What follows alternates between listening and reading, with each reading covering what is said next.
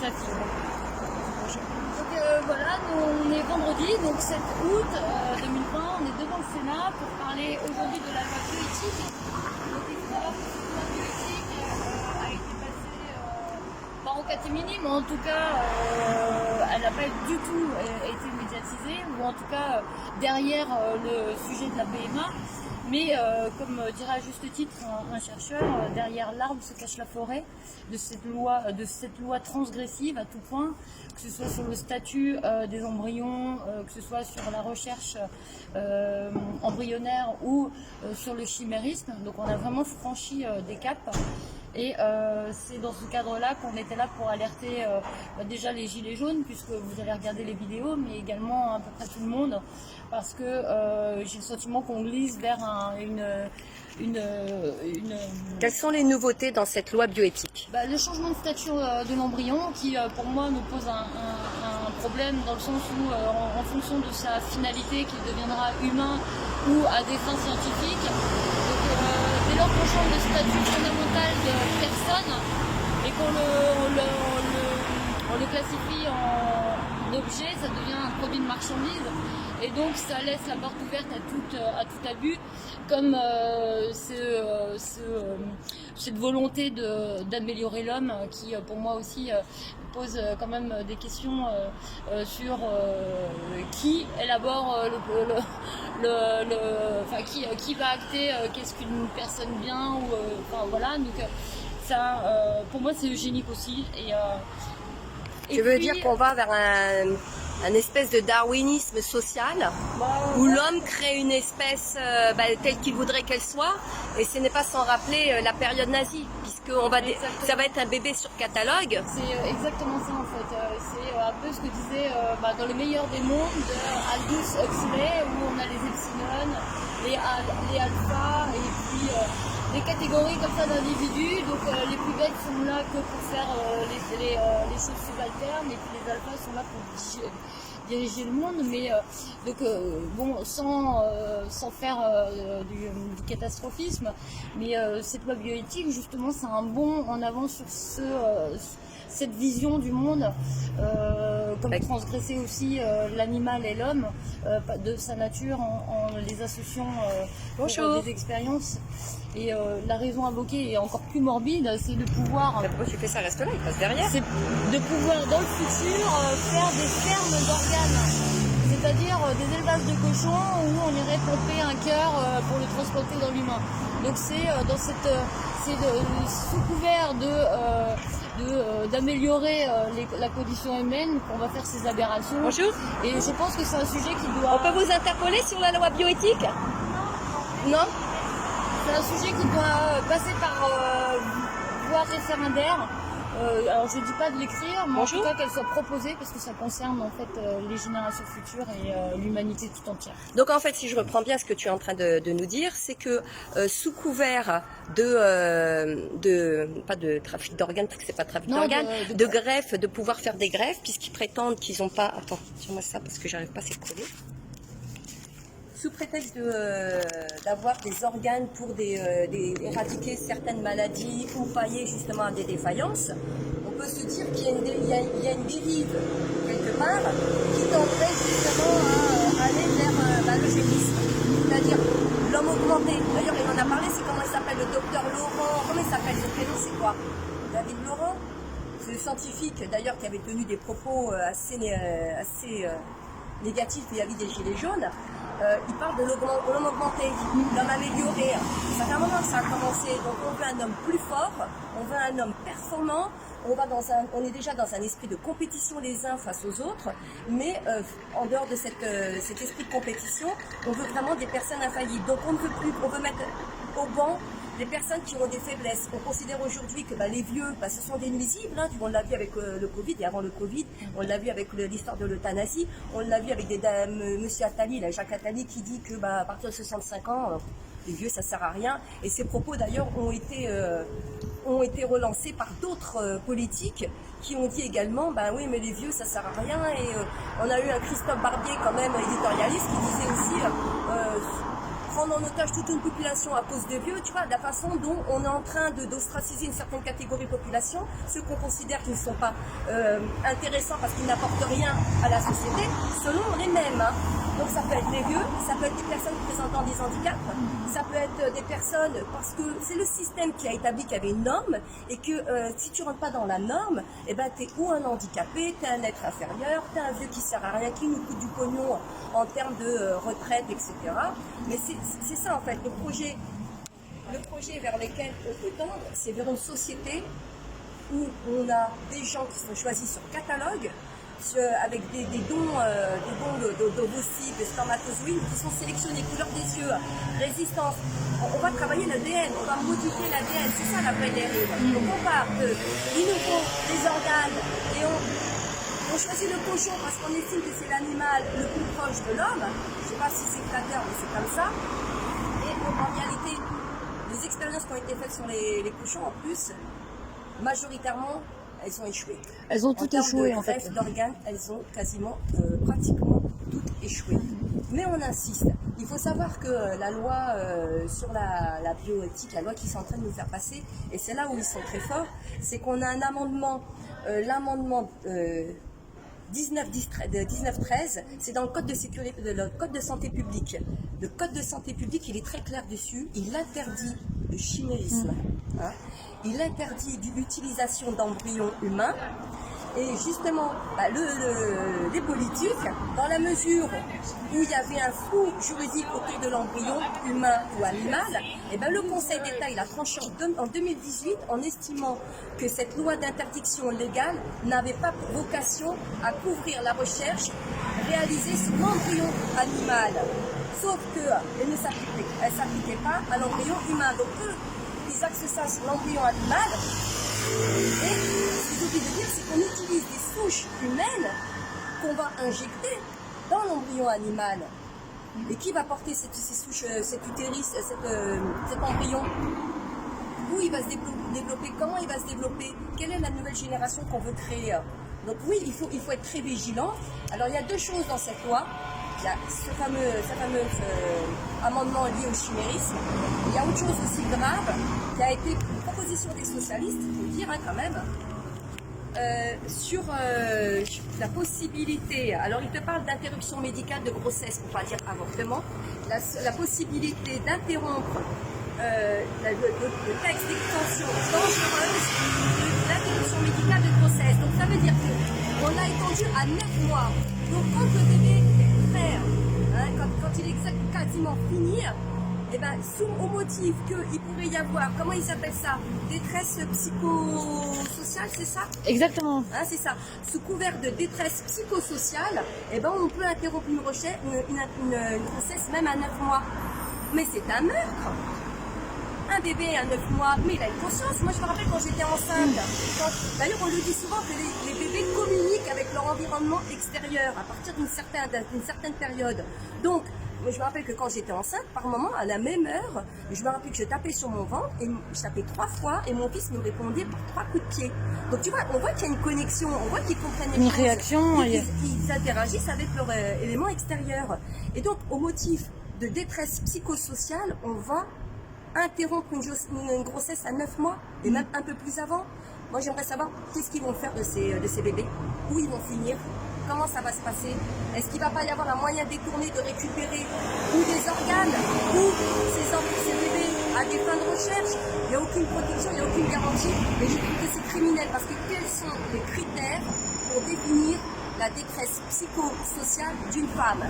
Est-ce qu'en amont, on ne peut pas travailler justement dans l'environnement d'une femme pour voir si tout va bien autour d'elle, pour l'accompagner au maximum, et puis même si elle est en détresse, si elle a une famille, pourquoi cet enfant voulait absolument tuer? Pourquoi est-ce qu'il ne peut pas établir avec l'environnement familial s'il y a quelqu'un qui pourrait prendre en charge le moment que cette personne, je ne sais pas ce qui peut lui arriver, moralement, elle soit au plus bas, qu'elle soit accompagnée, qu'elle remonte la pente. Pourquoi tout de suite tuer? Pourquoi cette volonté comme ça? Donc, c'est cet amendement avec le chimérisme ont été introduits donc, dans cette loi. Cette loi, elle a été discutée encore une fois en plein mois d'août, parce qu'on le sait tous, c'est toujours en plein mois d'août qu'ils prennent des décisions mortifère. Et elle va revenir vers le Sénat. Donc ce qui serait, dans l'idéal, ce qui serait souhaitable, c'est qu'on fasse une grande manifestation. Voilà, il serait souhaitable de faire une grande manifestation pour dénoncer cette loi qui n'a rien d'éthique. Voilà. Je vais te laisser continuer sur... Donc on parle bien de modifier l'ADN, on parle bien de marchandiser la vie humaine, hein, mais dès le départ, hein, de sélectionner des embryons, de sélectionner des traits physiques. Tout ça, comme je l'ai dit tout à l'heure, ça rappelle l'eugénisme. C'est un projet qui est mortifère, c'est un projet qu'il faut le dénoncer très fermement. Non pas que nous soyons dans le... Bonjour madame, vous pouvez répondre à quelques questions concernant la loi bioéthique? Ah, est-ce que c'est la loi Bioéthique. L'amendement qui est passé, vous savez, sur le chimérisme, sur la possibilité d'interrompre une grossesse à 9 mois, vous êtes au courant? Ah oui, oui, oui. Et vous en pensez quoi? C'est vrai, que chacun est libre de son corps. Alors, je ne dis pas ce qu'on fait, madame. Mais est-ce qu'effectivement, on peut interrompre une grossesse à 9 mois? Ah, 9 mois. Oui, vous avez au motif qu'il y a une détresse psychosociale. Quels sont les éléments de critères pour dire qu'il y a une détresse psychosociale? C'est un exemple, par exemple. C'est écrit, c'est l'amendement qui est prévu. Vous ne savez pas? Non, je Alors, il y a une chose qu'on voit maintenant, qu'on peut interrompre une grossesse jusqu'à 9 mois maintenant. Alors, il y a deux choses. Vous me dites que chacun est libre de son corps. J'entends bien, mais cette loi prévoit aussi qu'on utilise des embryons humains pour les mettre dans l'embryon animal et ça induit le chimérisme. La nouvelle... Vous n'êtes pas au courant? Regardez la loi bioéthique. Nous, on est citoyens, on ne travaille pas au Sénat, vous travaillez au Sénat et nous... Tu vois, Ah oui, c'est pour ça que vous êtes là, pardon. Ben oui. Je suis extérieure au Sénat, c'est actuel. Ben oui. La loi bioéthique. Voilà, deux amendements ont été proposés. Ah non, je vous assure que non. Ben, c'est très factuel, hein. Bah, il y a le Regardez. rapport qui fait 600 pages et en fait il lirai par internet. Bien sûr. Tout va, c'est Oui, ça. bien sûr. Ça tourne en ce moment. Alors voilà, c'est l'exemple type. Madame, elle sort du Sénat et elle n'est pas au courant. Pourquoi? Parce qu'encore une fois, ça n'a pas été hyper médiatisé. Ça a été caché. Tout c'est vrai. Ça a été caché. Oui, je cache. Ah oui, pardon. Ça a été caché par les... Je vous en prie, merci madame. Regardez quand même, c'est important. Et en septembre. Donc ça a été, tu vois, ça a été caché par l'histoire des masques. C'est pour ça que je dis les masques sont là pour masquer Bien sûr. des mesures, des lois, des amendements qui sont passés clair. encore une fois en plein été pour détourner l'attention des citoyens sur des sujets très graves. Comme ils font tout le temps. On a l'histoire des préfets qui sont nommés en ce moment et on a cette histoire de loi bioéthique, ces amendements qui doivent absolument mobiliser tous les Français. La dame me disait chacun est libre de son corps, on ne dit pas le contraire. Sauf qu'à partir du moment où tu modifies l'ADN, où tu vas vers des projets dont on peut discuter le but et dont nous ne sommes pas dupes sur les volontés qui sont suivies par ces malades, parce que ce sont des malades, hein, faire des choses comme ça, pour moi c'est très grave. Eh bien, c'est là l'intérêt que nous redoutons, nous les Gilets jaunes. Si on vient dans le Sénat pour informer les gens de l'intérieur, qui sont apparemment pas au courant de la loi bioéthique, je dis qu'on a vraiment un rôle à jouer. Oui, c'est on sûr. a un rôle à jouer entre nous et vis-à-vis de toute la population française et même extérieure. Donc je vais te laisser continuer sur ce que tu voulais développer par rapport Par rapport au changement de statut, donc ouais, pour revenir donc ce changement de statut de l'embryon, ce qui où je trouve ça important, c'est que on commercialise finalement l'embryon. Par exemple, une femme veut un enfant, elle est obligée de le procréer par assistance, donc on va faire, on va lui faire in vitro, et donc le surplus d'embryon servira à la science ou en finalité pourra être revendu au marché noir en tant qu'individu parce qu'il y a un trop goût de... Je pense que ça ouvre vraiment la porte à toutes les transgressions, que ce soit dans le trafic d'humains, que ce soit dans la condition humaine et de la suite. Merci. Comment dire, oui, la condition humaine et l'humanité tout entière, et que ce soit dans le transgénisme et enfreindre la nature. Bonjour mesdames. On vient pour interpeller les personnes qui travaillent au Sénat sur la loi bioéthique qui a été discutée récemment, les fameux 2 amendements qui ont été ajoutés sur le chimérisme et l'interruption médicale de grossesse à 9 mois. On est d'accord? Et on voudrait recueillir des impressions. Est-ce que vous voulez parler? Alors, on ne filme pas les visages, mais on enregistre tout de même pour avoir des avis. Oui. Non, on ne vous filme pas. Oui. Non, mais en quelques minutes, qu'est-ce que vous en pensez? Est-ce que vous avez vu sur le chimérisme? J'ai vu effectivement qu'il y a une loi qui est passée de la nuit Comme ça, je te du filme, toi. vendredi, au samedi, un peu en douce. Alors, Oui. c'est ça, mais elle repasse en seconde lecture, je crois. Attends, on va la laisser terminer, oui. Je sais pas si elle repasse en seconde lecture. En fait, moi, je travaille pas au Sénat avec le sénateur, mais restauratrice de... Mais vous avez, mais attendez, vous êtes citoyenne et on a tous notre mot à dire parce que je trouve scandaleux que sur des décisions aussi graves, on n'ait pas consulté la population française, les citoyens. C'est pas des sujets anodins, hein, mais sur des sujets comme ça, ils le font toujours au mois d'août et sans pas de voix de référendaire, on consulte pas les Français, alors que nous tous, on est majoritairement, on est contre ce gouvernement déjà. D'une part, on se sent pas représentés. Donc des gens qui ne nous représentent pas prennent des décisions aussi graves sur des sujets vraiment très graves et très dangereux pour l'avenir, parce qu'on parle d'eugénisme, et puis interrompre une grossesse médicale à 9 mois au motif de détresse psychosociale. Qu'est-ce que vous mettez, vous? Comment on peut la déterminer selon vous? C'est pas déterminable, c'est parce que... Voilà, sur quels critères? Ça peut être de la délation, un voisin qui vous fait interner parce que vous n'avez pas voulu accepter la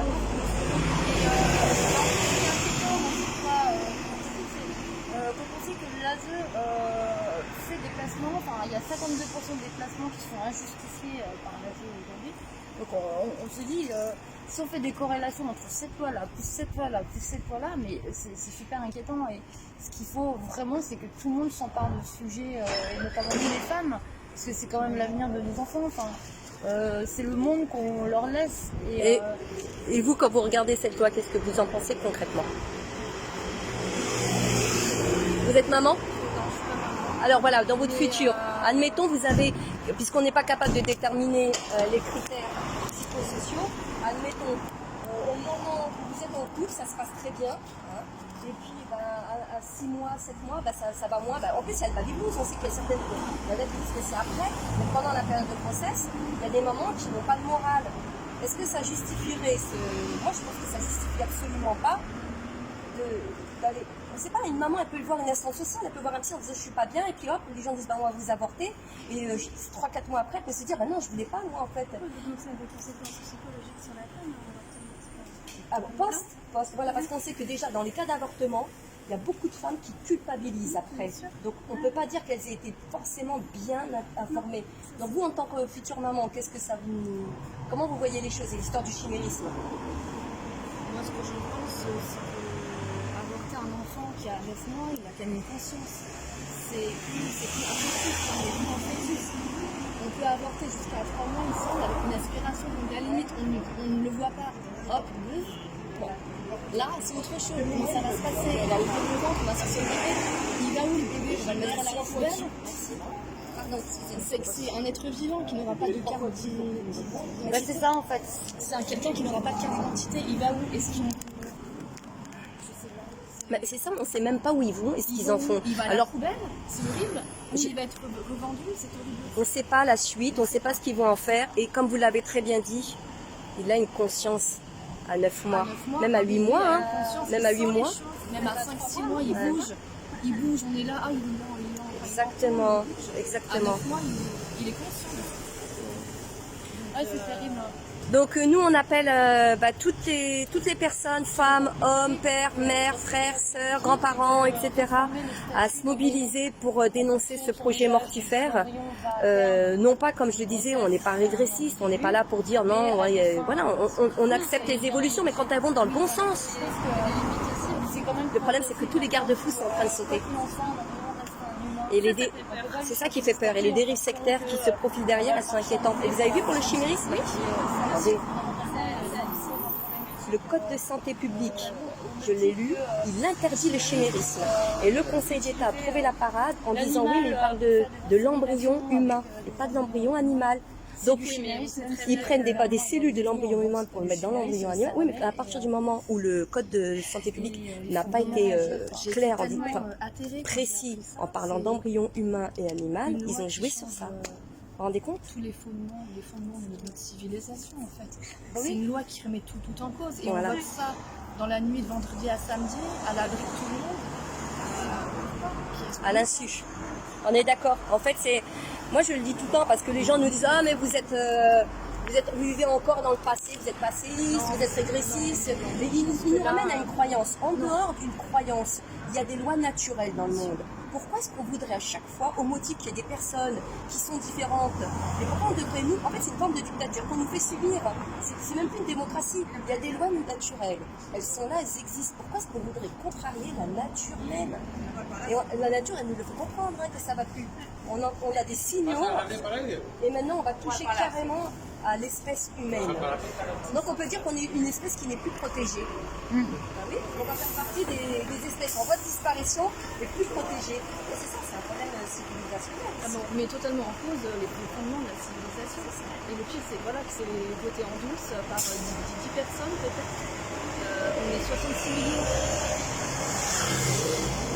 67, moi je vais atterrir. Moi j'ai été atterrée quand j'ai appris ça. En plus là on est en pleine crise coronavirus. On est d'accord. Voilà. L'impression que je sais pas. Alors, moi, ce qui m'afflige le plus, c'est qu'on parle de cette loi bioéthique, mais quel travers le plus de la PMA. Et alors qu'il y a vraiment des sujets fondamentalement bien plus graves, comme le changement de statut, l'avortement à 9 mois, le chimérisme, c'est des sujets quand même plus graves que la PMA. On n'en parle pas des autres C'est sujets, l'arbre quoi. qui cache la forêt, C'est ça, voilà. c'est l'arbre Mais qui c'est cache souvent la forêt. comme ça, quand ils veulent passer des mesures, ils nous mettent quelque chose devant. Voilà, comme on le disait tout à l'heure, hein, on a focalisé sur le port des masques dans la rue, pas dans la rue, dans la rue, pas dans la rue. Et à côté de ça, on vous passe des amendements qui sont... c'est inquiétant pour l'avenir et j'espère que s'il y a une mobilisation à la rentrée, on sera tous ensemble. Tous ensemble parce qu'on ne doit pas... je crois il y a un moment... ils vont trop loin. Moi je dis à chaque fois ils sont en train de nous éprouver pour voir jusqu'où ils peuvent aller. Mais là tous les garde-fous sont en train de tomber. Tout ce qui nous protège, tout ce qui fait qu'en fait on est vraiment dans un système de valeurs inversées. Où on doit aujourd'hui accepter l'ignominie. Mais non. Donc en septembre tous ensemble pour dénoncer ça. C'est l'évolution oui, mais elle doit pas servir au détriment de l'humanité. Ça c'est pas possible. Au détriment de la morale. Et pour une loi bioéthique, je trouve qu'elle n'aurait vraiment rien d'utile. Non, puis profiter de ce moment flou où effectivement les gens sont en vacances principalement. On parle que du masque à la télé et il y a ça qui passe derrière en douce. Pourquoi ça? Voilà, je pense que parce que si on avait interrogé tous les Français, c'est clair que non. Voilà, la majorité, je l'espère, aurait dit attendez, non, c'est pas possible. Je suis même persuadée parce qu'il y a des questions sur lesquelles, autant il y a des Français qui ne s'emparent pas des questions politiques dans notre pays, parce qu'ils en ont marre. On voit bien qu'il y a une défiance envers toutes nos institutions aujourd'hui. Les gens ne veulent plus voter, on l'a vu dernièrement avec le coup abstention repas. Mais quand on touche vraiment, là on touche à l'éthique, on touche à la civilisation humaine, on touche vraiment à des valeurs, au bébé, vraiment à la manipulation génétique. C'est tellement violent que ça concerne tout le monde. Sinon, alors si vraiment personne ne bouge, moi je m'en vais au fin fond de la savane. Ah non mais vraiment, je vais dire, comme il dit Darmanin, je vais m'ensauvager, c'est ça, voilà. Je vais vraiment devenir un sauvage, je vais vivre avec vraiment la nature, etc. Non, si les gens sont à ce point démissionnaires et ne réagissent plus devant des faits aussi graves, il n'y a plus rien à espérer. Mais on est la dernière digue. Hein. Si on ne réagit pas sur ça, c'est fini. Je le dis, c'est une manière de nous tester. Et notre réponse, ça sera la rentrée parce que cette loi, elle va passer devant le Sénat. C'est ça qu'on est là aujourd'hui. On voulait interpeller les sénateurs, mais ils ne sont pas là. Ouais, les sessions, elles reprennent en octobre. C'est ça. Écoutez, merci beaucoup. Ça fait plaisir, ça réchauffe le cœur parce que des fois, on a l'impression qu'on discute entre nous, entre gilets jaunes. On se dit, mais il n'y a que nous qui sommes conscients, etc. Et c'est rassurant de voir que la population, sur des sujets aussi graves, elle aussi, elle est mobilisée et consciente. Alors peut-être qu'on se reverra à la rentrée. Oui. Et vous faites partie d'une association particulière? Non, même pas, on est comme vous, citoyennes. Voilà. Citoyennes, voilà, responsable. Moi, je pense que c'est un devoir citoyen. On aura trop délégué. Et c'est parce qu'on leur a trop délégué qu'aujourd'hui, ils prennent des décisions mortifères.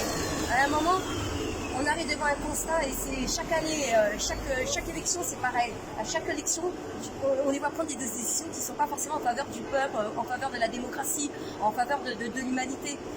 Il y a un jour, tu te dis, mince, non. tu rencontres des gens et tu te dis, mais ils pensent comme moi. Comme là, voilà, je suis surprise, je me dis, mais elle pense comme moi, cette dame. On se croiserait dans la rue, on ne penserait pas forcément. Et c'est ça qui est important. Recréer le lien social, recréer le lien humain, échanger autour de valeurs et de choses très fondamentales, et s'unir ensemble pour justement leur dire, stop, vous devez nous consulter sur des sujets aussi graves, vous devez nous consulter. Donc on est simples citoyennes. Comme vous venez de le faire là à l'instant, vous venez d'acter. Ça me fait plaisir. Donc peut-être à la rentrée, les filles. Voilà. Merci. À bientôt. Bonne continuation. Au revoir. Voilà. On conclut. On conclut. Allez. Donc voilà, donc c'est deux personnes très sympas. Elles sont sorties du Sénat ou pas? Ouais, sortez du Ah oui, Sénat. d'accord. Bien. Donc, On donc se met là. voilà, donc comme vous pouvez le voir, ça affiche pas mal de monde et pas que ceux qui. Recule un petit peu parce que je suis au bord de la route. Merci Ça Caroline. affiche, voilà, les deux personnes, elles sont hallucinées également par le projet et elles suivent ça avec attention. Donc bah regardez et surtout si vous avez un petit peu de temps, vous pouvez lire le rapport de l'Assemblée nationale, donc il fait 600 pages, mais vous avez vraiment le détail. Et j'ai essayé tant bien que mal, en fonction de ce rapport, d'être objectif et de dire vraiment la vérité, notamment sur le chimérisme où dans les médias on dit qu'ils ne l'ont pas autorisé, mais en fait si, ils l'ont autorisé, mais d'une façon très subtile, qui consiste à faire du chimérisme de l'animal à l'homme et non de l'homme à l'animal. Voilà, donc en fait c'est pour ça que c'est permis en France. Et ils expliquent aussi parce que en fait ils veulent être compétitifs par rapport aux pays qui le pratiquent. Donc il y a quelques pays, il doit y en avoir une dizaine qui pratiquent le chimérisme, donc c'est un peu flippant. Et donc ce que veut être la France, c'est être compétitif. Merci. Voilà, à tous. gilets jaunes destituantes. Oui, gilets jaunes destituantes. Gilets jaunes destituantes, ça me fait rire. Gilets jaunes destituantes parce que on dénonce la politique mortifère menée par ces irresponsables.